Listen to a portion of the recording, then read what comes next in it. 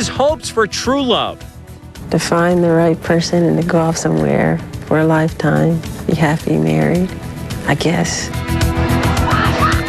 his enduring loneliness, When I'm not on stage, I'm not as happy, and everything seems to be foreign to me or new. And I'm just now beginning to enjoy friendship, which is new for me. his dreams for the future.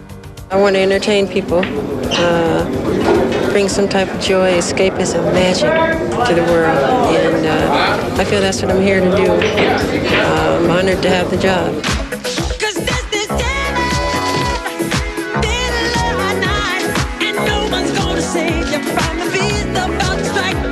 In the 80s, fans hung on Michael's every whispered word because he enjoyed staggering success. Thriller, released in 1982, became the best-selling album of all time with 51 million copies sold around the world. Pepsi paid him then an unheard of $10 million for his endorsement. I wanted something that the whole world could see. With We Are the World in 1985, Jackson won a Grammy and earned humanitarian status. Does good work, what we call the points of light concept. 1987's Bad, with its record-breaking world tour, sold nearly 7 million copies within 1 week of its worldwide release. Sorry, I gotta take 5 minutes. Mary? Maybe. During this whirlwind, he always had time for E.T. as Mary Hart literally held his hand backstage, calming him. I think it's got to be one of the most incredible feelings in the world. To know it's your show and just to feel there's a whole excitement and frenzy about it. Mary even joined the Jackson pre-concert prayer circle, which evolved into a good old-fashioned yell.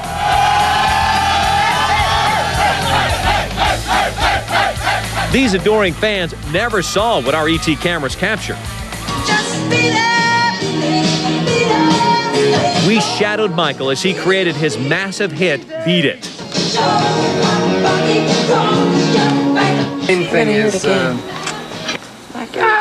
Jackson gave us unprecedented access to the filming and editing sessions. Much of the time, he seems disinterested, even reading a newspaper. But he is aware of each split-second sound, and he personally okays barely perceived background sound effects. I still need some yells once they jump.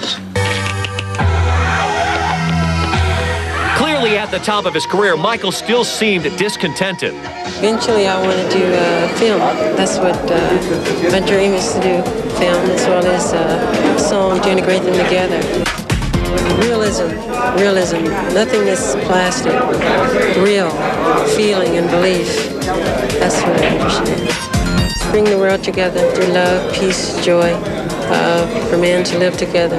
That's the whole thing.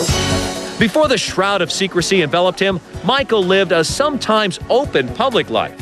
When the play Dreamgirls premiered in Los Angeles, he gave E.T. his review. It's the most incredible play I've ever seen. It's brilliant.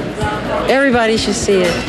But for Michael Jackson in the 80s, there was a growing sense of how isolated his life had always been. I was raised on stage, and I'm happy on stage. I can sleep on stage. When I'm off, it's another story. It's hard to relate to people in everyday life. I'm comfortable on stage in front of thousands of people. That love of performing took Michael around the globe. For 1987's Bad World Tour, he even brought along one of his most talked-about companions, Bubbles the Chimp. He was becoming a true legend, and other stars sought him out. Billy Joel and Christy Brinkley brought their daughter Alexa to a sound check and visited backstage. It's Michael, all right. She can't believe it. But there was no denying Michael was gaining his reputation as an eccentric. Quincy Jones, who produced both Thriller and Bad, defended his friend against charges that he was out of touch with the real world. Many times he puts on disguises, and goes out everywhere. People don't even know he's there. I know my daughter. They take little adventures, and they could run away from all the bodyguards, and they go off and do their thing. The Beverly Center, everybody freaks out, and they're having a ball over there, just looking at some little stupid toys or somewhere. Same when we shot the Bad video. We went up in 122nd Street, for hours and hours and hours, and sneak off and go to these little restaurants, and he's connected. Quincy even had kind words for Bubbles. He's like a person because he's real playful and he loves to get in trouble. He's mischievous, He's wild. I mean, he eats out of a spoon just like a person that doesn't mess up his lips. A real personality. Michael, how do you like your Australian fans? I love them. 1987's Bad Tour lasted well into 1988, and Michael's joy was apparent. E.T. saw him play fighting with his manager and high-fiving his band.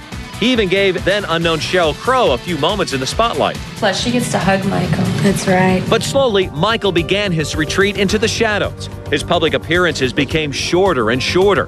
When L.A. named November of '88 as Michael Jackson Month, he barely said a word. Thank you very much. Okay. Thank you. And eventually, the man who blazed through the decade became a camera-shy recluse who seemed to repeat the same speech nearly every time he spoke in public.